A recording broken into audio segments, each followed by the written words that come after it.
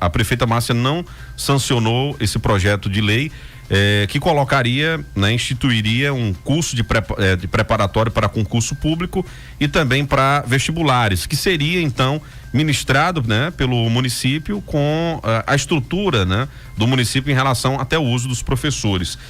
E aí, para a gente entender um pouco mais, né, o que se joga na imprensa é a ideia, por exemplo, a prefeita chegou lá, não sancionou, né? A prefeitura não quer que esse curso exista. Mas, na verdade, o posicionamento do município é pela inconstitucionalidade do projeto. Queria que vocês pudessem falar um pouco sobre isso. Doutor Cílio, seja bem-vindo, viu? Um bom dia. Bom dia, Tony, muito obrigado. Bom dia, Edmar, bom dia, ouvintes.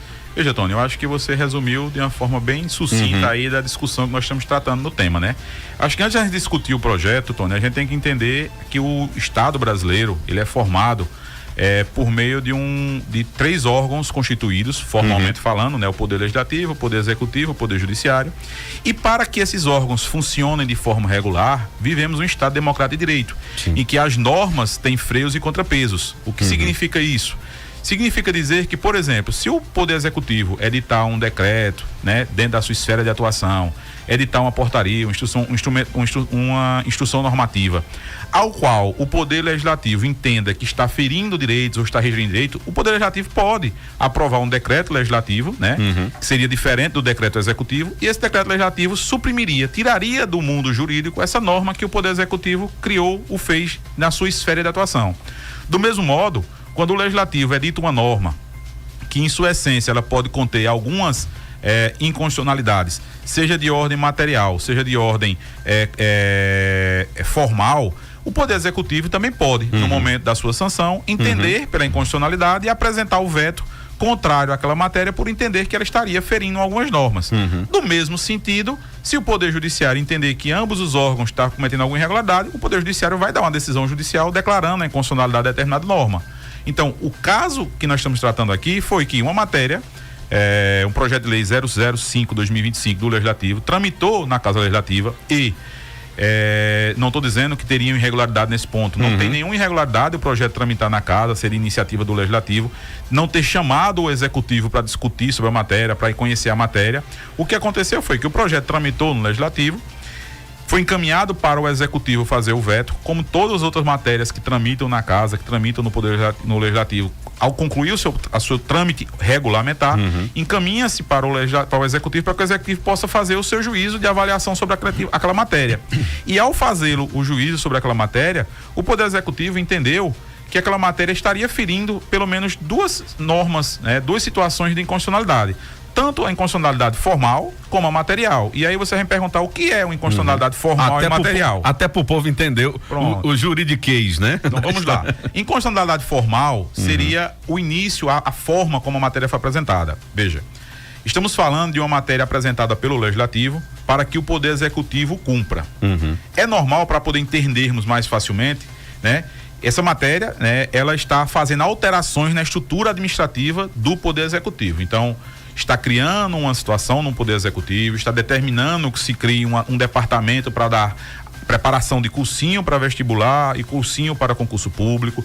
Automaticamente, essa criação dessa estrutura vai gerar despesas para o Poder Executivo, vai gerar obrigações de se criar, de prover vagas de concurso público ou contrato temporário para atender essa demanda, e posteriormente eu vou explicar por que tem que se prover essas vagas. Então, estaria criando na estrutura administrativa do Executivo uma nova estrutura por iniciativa do Legislativo, né?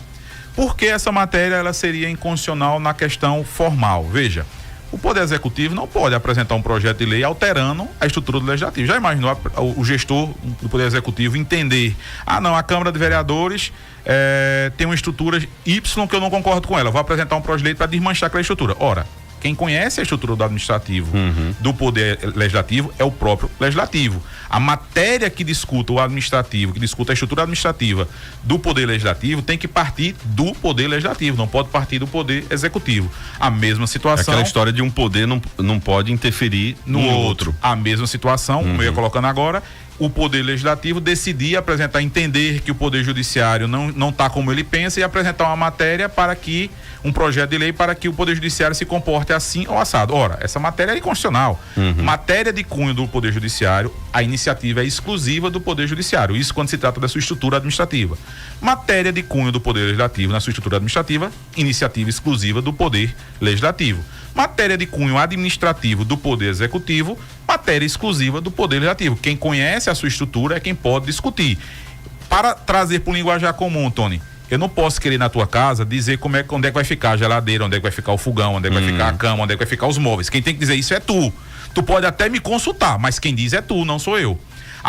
Esse é o caso com relação à tramitação de projetos de lei. O Poder Legislativo, ele pode fazer matérias, desde que essas matérias não promovam interferência na organização administrativa do Poder Executivo. Então ele pode fazer várias medidas, mas nesse caso, como promovia mudanças na estrutura administrativa do Poder Legislativo, essa matéria seria inconstitucional por iniciativa, ou seja, formal. Eu falei que tinha duas inconstitucionalidades. A outra inconstitucionalidade, ela é material. Qual a inconstitucionalidade material? Veja, a rede municipal e o texto da lei, o texto do projeto de lei aprovado, que foi vetado, diz que a rede municipal, com sua equipe, promoveria as capacitações e treinamentos. Estamos falando da rede municipal. Rede municipal, para quem não conhece, quem não sabe, muitos conhecem, muitos sabem, mas a rede municipal, para quem não conhece, quem não sabe, é formada aí, professor Edmar, que foi meu professor, né, do ensino médio. Entregou a idade, professor. Pode falar melhor do que eu sobre esse tema. Então foi meu professor também, então pode falar melhor do que eu nesse tema, vai poder explicar que a rede municipal de Serra Talhada, ela executa a educação da creche ao 9º ano. Isso. Então, veja, como é que nós esperamos ou desejamos que professores da rede municipal da creche ao 9º ano promova capacitação e treinamento direcionado a concurso público e hoje Enem, não mais vestibular, que esses profissionais promovam essa capacitação e treinamento e espere que os candidatos, os inscritos tenham um resultado exitoso em alguma coisa. Não estou dizendo, Tony, muito pelo contrário, né? Que os profissionais não têm capacidade. Temos doutores, temos mestres, temos pós-graduados, temos vários profissionais com curso superior na rede municipal de Serra Talhada. E, inclusive, o professor Edmar pode falar melhor do que eu sobre isso, sendo premiado o município hoje com seus resultados na educação. Mas o vínculo daquele profissional é um vínculo de creche a 9º ano, não é um vínculo de ensino médio. E quando a gente pensa em concurso, Tony, não dá para deixar de observar. Hoje, quase todos os concursos existem áreas afetas temáticas. Então você tem, no mínimo, direito administrativo, no mínimo, direito constitucional, no mínimo, quando se trata de profissionais, algumas profissões específicas, conhecimento de engenharia, conhecimento de direito de trânsito, conhecimento de segurança pública. Quando se pensa em segurança pública, cursos específicos na segurança pública. Então, não dá para imaginar que o profissional da rede municipal seja, aspas, nesse contexto da lei, obrigado a preparar os candidatos, os inscritos, os que estão concorrendo naquele processo, prepará-los para que concorram em pé de igualdade com outras pessoas. Então, o município, quando recebeu o projeto de lei aprovado, fez a análise, entendeu que tinha essas duas inconstitucionalidades. Uma delas, como falei, ordem material, artigo 61 da Constituição, muito claro, e outra, formal, artigo 61, e material, o conteúdo do texto, entendeu pela inconstitucionalidade e apresentou o veto. E aí, Tony, só para deixar claro, não é uma opinião de Cecílio Procurador, não é uma opinião da prefeita na apresentação do veto. Antes de fazer uma apresentação de veto dessa envergadura, porque quer queira, quer não, estamos falando de dizer que a matéria não observou as suas regras primeiras, vamos dizer assim. Então, a gente consultou outros tribunais, consultou outros órgãos para verificar se existia esse entendimento também, e foi encontrado 5, 6, 7 matérias idênticas e que tinham veto do mesmo conteúdo, matérias com a mesma envergadura, município criando cursinhos preparatórios para vestibular e para concurso, por iniciativa do Legislativo, e o município entrando na Justiça para declarar o veto, declarar a inconstitucionalidade da matéria e, portanto, não para aplicar aquela medida por conta tanto da iniciativa formal como material. Então, isso está no veto, isso foi apresentado ao veto e, como você falou, está em discussão hoje no Poder Legislativo. Deixa eu colocar então o professor Edmar Júnior, secretário de Educação, também nessa conversa. E como a estrutura, até para explicar o que o doutor Cecílio colocou agora, para que as pessoas entendam, né?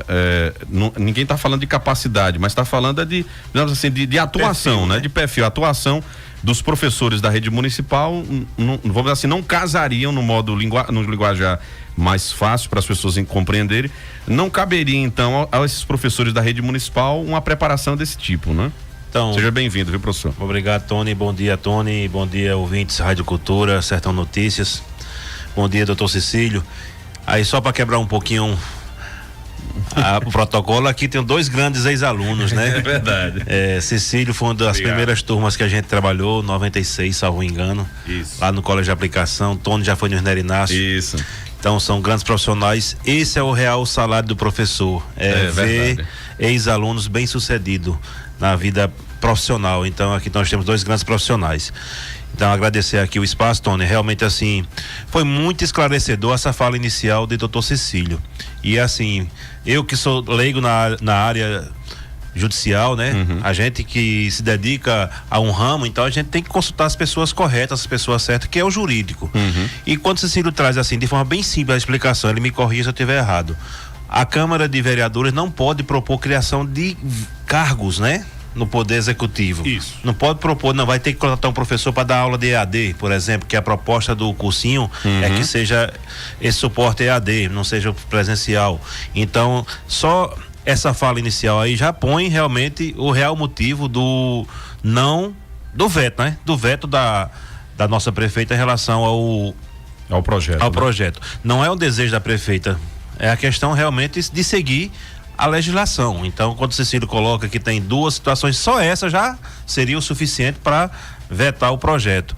E, de certa forma, a minha vinda aqui é para tirar um pouco o estigma, porque alguns meios de comunicação do município pois que seriam profissionais da rede municipal de ensino. Aí, mais uma vez, Cecílio comprova que esse perfil não é do nosso profissional. Uhum. Não que ele não seja capaz, que nós temos professores aí capazes de assumir um trabalho do Enem, por exemplo. Uhum. Mas não é nosso perfil de rede de educação. A gente está na educação básica, mas só no ensino fundamental 1 e 2 e a educação infantil. Quando se faz um concurso para a rede municipal, a gente não coloca esse perfil de professor de ensino médio. Uhum. E é uma competência da rede estadual, não é nossa competência. Com a universidade mesmo, como abre um concurso, o professor de uma área não entra na outra. Uhum. O professor de uma área não entra na outra. Então a gente teria realmente assim essa dificuldade, não teríamos condições de exigir de nosso profissional pegar um conteúdo que de certa forma ele não prestou concurso para aquilo, e teríamos dificuldades. Já assim, teríamos, vamos dizer assim, um outro problema instalado, isso, que era justamente como colocar um profissional desse da rede municipal que tem X carga horária para poder isso, então assumir esse compromisso. Onerava um pouquinho mais e assim, não poderia ser também pago com recurso do Fundeb, porque esses profissionais da rede municipal se pagaria com verba federal, verba carimbada, e a gente não poderia pagar esses profissionais, teria que ser de outra forma, caso fosse realmente nosso perfil, mas Cecílio colocou muito bem, não tem como a gente assumir, a nossa rede municipal de educação não teria como assumir esse projeto por não ser perfil nosso perfil é a formação do ensino fundamental 2 até o 9º ano. A nossa preparação se dá apenas para as avaliações obrigatórias que o governo federal, que o governo estadual promovem em nossa rede, o SAEB, que é o federal, e o SAEP, que é o estadual. Então, assim, nosso ensino vai realmente, logicamente, trabalhar a formação cidadã, trabalhar vários conceitos, mas também trabalhar os conteúdos para essas avaliações especificamente. Então, fugiria do nosso perfil de atuação. Eu até pergunto para os dois, né? Eu sei que o doutor Cecílio está ligado diretamente a essa área jurídica, mas deu para perceber que isso caminhou também para o lado político, né? Para a questão do vereador, né? Acho que até numa entrevista a um blog aqui da cidade, falou que pagaria até do bolso a internet dele, né? E tudo mais, ou seja, muitas vezes ele colocou de um ponto que poderia ser uma má vontade do município, mas vocês estão aqui baseados na questão jurídica, né? Inclusive, só para atualizar o nosso ouvinte, a Câmara acabou de manter o veto, né? Então, por só 2 vereadores da oposição, Lindomar Diniz e Antônio de Antenor, que votaram para a derrubada do veto. Então o veto foi mantido, então o projeto está, né, não tá estacionado, né? Não vai mais para lugar nenhum, então tá vetado esse projeto. Mas deu para perceber que acabou tendo essa conotação política, né? E como é que vocês avaliam isso? Doutor Cizi, pode ficar à vontade. Veja, Tony, a discussão política, ela existe em todos os momentos, né? Quando você escolhe usar essa camisa vermelha, você fez uma escolha. Quando eu uso uma vermelha, quando eu uso azul que você está usando, quando eu uso a vermelha, quando a gente bota um sapato, deixa de colocar outro, são escolhas. E políticas são escolhas. Então, veja, a temática política que foi colocada no município de Serra Talhada seria que a gestora estaria decidindo não fazer o curso em prejuízo à sociedade. Sim. O veto não trata desse tema. O veto especificamente, como foi apresentado, e aí a Câmara, que você acabou de informar, acolheu o veto e manteve o veto trata exclusivamente de constitucionalidades e ilegalidades da matéria. Como é que o município, como o professor Edmar acabou de falar, como é que o município ia manter, ia colocar, o texto da proposta apresentada é claro ao dizer que seria utilizado os servidores municipais da Secretaria de Educação para fazer esse curso preparatório para concurso e vestibular. Como é que o município ia manter, ia colocar esses servidores da rede municipal, que são remunerados com o Fundeb, que é vinculado exclusivamente ao ensino fundamental, para dar um curso fora da rede, fora do seu escopo de ensino, né? A administração pública, quem analisa o direito constitucional, estuda os direitos da administração pública, uma das primeiras normazinhas que nós aprendemos é que ao particular, ou seja, a mim como Cecília, a Cecílio como pessoa, a Tônia, a Edmar e os ouvintes que estão nos ouvindo, ao particular é dado o direito de fazer tudo aquilo que a lei não proíbe. Então, eu posso andar 10 da noite, de madrugada, posso sair qualquer horário de casa, posso ir, posso vir. O que não me for proibido é me permitido fazê-lo. A administração pública, pelo contrário, é um bem que é uma entidade que pertence a todos os cidadãos e, como tal, deve seguir normas e leis. E a administração pública, diferente do particular, só pode fazer aquilo que a lei efetivamente permite fazê-lo. E nós estamos falando de aplicação de recursos públicos. Aplicação de recursos públicos que, conforme o professor Edmar falou, trata-se de recursos vinculados a uma atividade educacional. Então, o extinto Fundef tinha uma regra, o Fundeb ampliou um pouco essa regra, mas única e exclusivamente dentro do escopo que seria investimento na educação naquela rede a qual a rede estiver vinculada. Então, por exemplo, existe também Fundeb no governo do estado, tá? E essa receita do governo do estado pode ser aplicada apenas e tão somente naquilo que o governo do estado faz. No governo federal não tem Fundeb. No governo federal você vai ter recurso repassado para faculdades, para universidades, faculdades, centros tecnológicos. Também só pode ser aplicado o recurso lá no governo federal naquelas finalidades que a regra foi aplicada. Então, no município de Serra Talhada, nós temos leis orçamentárias, nós temos leis administrativas que diz qual é o escopo que o município pode fazer na rede municipal de ensino, na rede de ensino. E a rede que estabelece a regra para o município é a rede do ensino fundamental 1 e 2 e pré-escola, que são as creches. Nós não teríamos como legalmente abraçar essa atividade nesse contexto, porque estaria, primeiro, descumprindo, tirando as inconstitucionalidades, estariam descumprindo outras normas que levaria a possíveis irregularidades e rejeição de contas do gestor no futuro. Então, a ideia é maravilhosa. Entendo que a capacitação, treinamento e educação é o único modo que faz as pessoas mudarem as suas condições de vida, mudarem a sua realidade.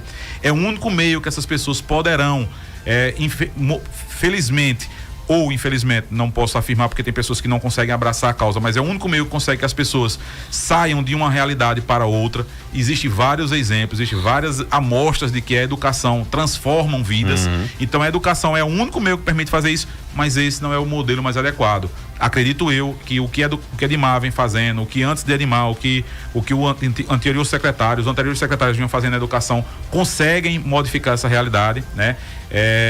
Quando implanta melhorias na educação, quando consegue avançar nos resultados, quando conseguem trazer novos números. E Edmar pode falar melhor do que eu sobre números e resultados da educação. E isso sim é escopo da educação do município, isso sim é escopo da realidade do município, que a gente vai trazer resultados para evitar, inclusive, talvez, que esses cidadãos precisem de um cursinho ou precisem de uma capacitação, porque eles vão estar saindo preparados e qualificados para um novo ciclo na sua vida. Muito bem.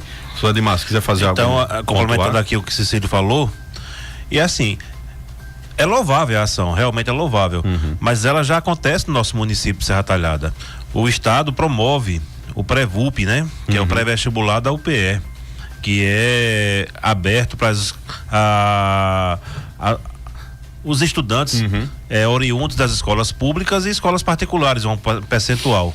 Então é uma ação que já existe, que funciona muito bem. Eu estava até lembrando que eu fui professor do projeto Euclides da Cunha quando ele foi iniciado pelo governo do estado, 2006 na verdade, e depois virou o Pré-VUP.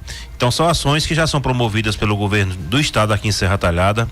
Nós temos o IF também, que tem um preparatório para o ingresso. Isso. E lá também eles fazem uma seleção, eu não sei o número de alunos que eles atendem, porque é um campus que, de certa forma, a gente não tem gerência, né? Porque trabalha ali pertinho da PRF. Ele já promove também esse preparatório para ingresso no Enem. E a gente, enquanto poder municipal, educação municipal, como eu falei antes, a gente está focado em índices, que é o SAEP e o SAEB, principalmente o SAEB, porque o SAEB é a avaliação federal, em que a gente realmente tem que haver melhoras por conta que os recursos hoje do Fundeb estão vinculados a esses índices. Então as redes que estão avançando também na captação de recursos. Então a gente vai correr muito esse ano, vai ter essa meta de preparar os nossos estudantes para essas avaliações externas. A gente vai ter um desafio muito grande e realmente seria como se diz, um confronto de interesses, vamos dizer dessa forma, porque aí eu estaria preparando um aluno que não viria para minha rede. E esse aluno do segundo ano, do quinto ano, que são avaliados principalmente, eles permanecem na nossa rede. Sim. Então a gente qualifica para o segundo ano, qualifica para o quinto ano, e a vida escolar dele vai sendo ainda melhor, porque quando ele sai de um índice positivo, quando ele já chega no ensino fundamental 2 alfabetizado e tem uma boa matemática, então a carreira estudantil dele vai deslanchar. E isso é o que o município tem feito. A gente tem aí conversado muito com as escolas estaduais e eles comparam o que a gente tinha antigamente e o que se tem hoje. Quando a gente manda os nossos estudantes para a rede estadual, eles ressaltam a qualificação que eles estão chegando hoje, que era um pouco diferente há anos atrás. A gente não tem que tapando sol com peneira, que realmente tinha uns índices ruins há um bom tempo atrás, mas os investimentos foram feitos. A nossa prefeita Márcia Conrado realmente é uma visionária na área da educação. A gente vê nos últimos 5 anos que a educação evoluiu bastante. A gente saiu num pós-pandemia em que praticamente todas as cidades regrediram. Serra Talhada não foi diferente, e a gente faz esse comparativo 2021 para cá. Serra Talhada realmente decolou. Somos hoje modelo para outras secretarias de educação aqui do estado de Pernambuco e também fora do estado de Pernambuco. A gente estava num evento semana passada e a gente estava fazendo planejamento para os próximos 4 anos. A Associação Bem Comum dá esse suporte a gente e a gente estava planejando e avaliando, porque a educação não é só também, a gente tem que ver o que é que foi bom, o que é que foi positivo, o que é que precisa de ajuste e o que precisa ser excluído, porque o que está ruim a gente tem que excluir de fato. A gente não pode estar brincando de fazer educação.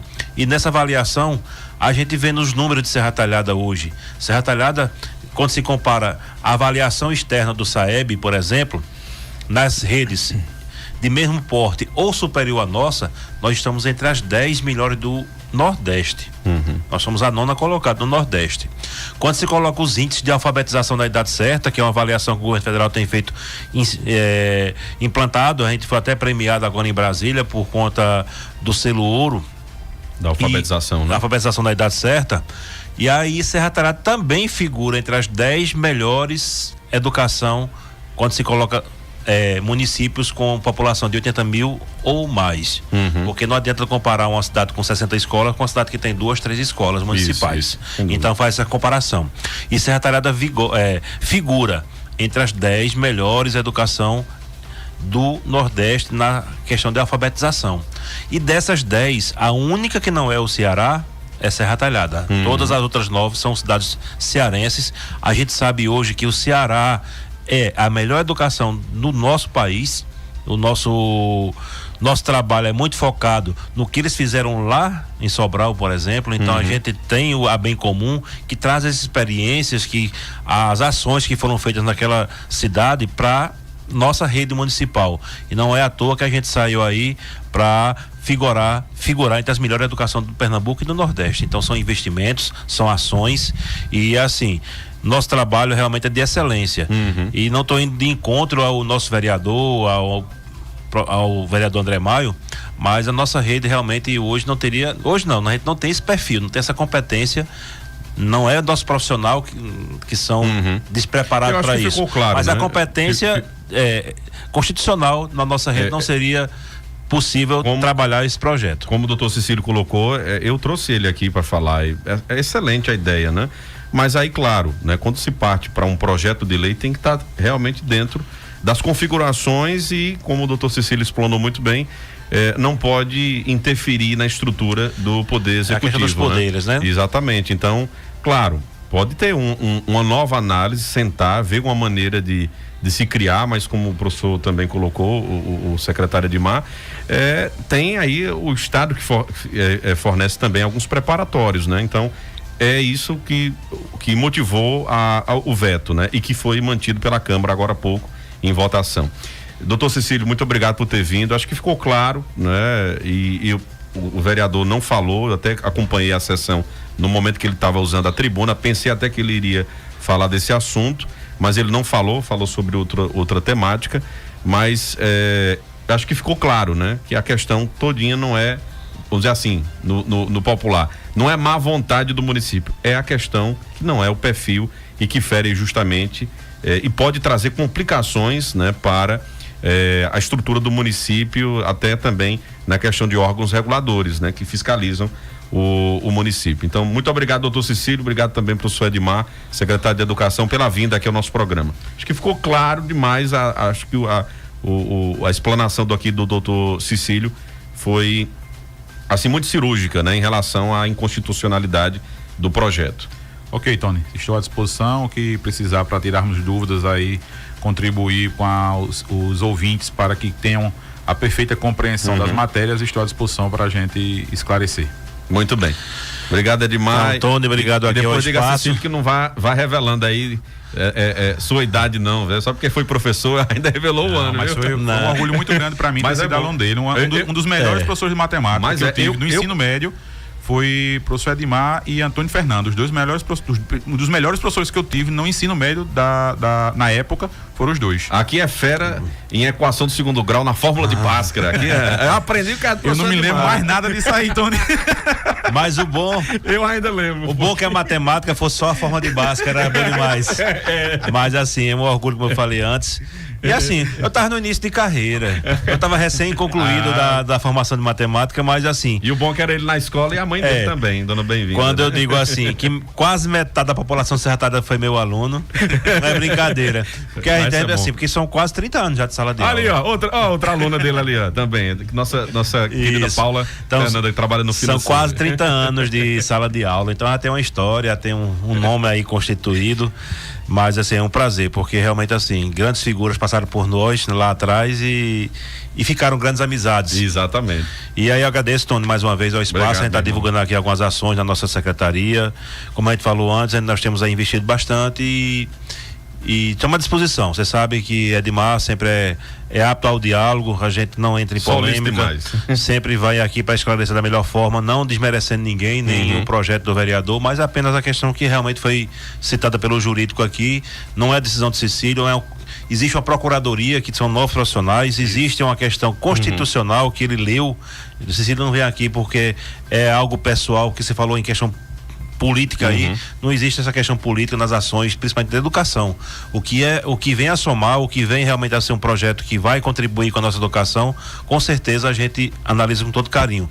Mas tem umas questões técnicas aí que fogem à minha alçada, vem mais para o lado jurídico, que foi citada muito bem com o doutor Cecílio, e aí a gente vem aqui esclarecer um pouco também, por conta que a sociedade achava que era a Secretaria de Educação que deveria promover, mas não é nosso perfil. E obrigado pelo espaço, boa tarde a todos e vamos trabalhar. Muito bem, obrigado. Aqui é o professor Edmar Júnior, secretário de Educação, ao procurador-geral também do nosso município, doutor Cecílio Tiburtino.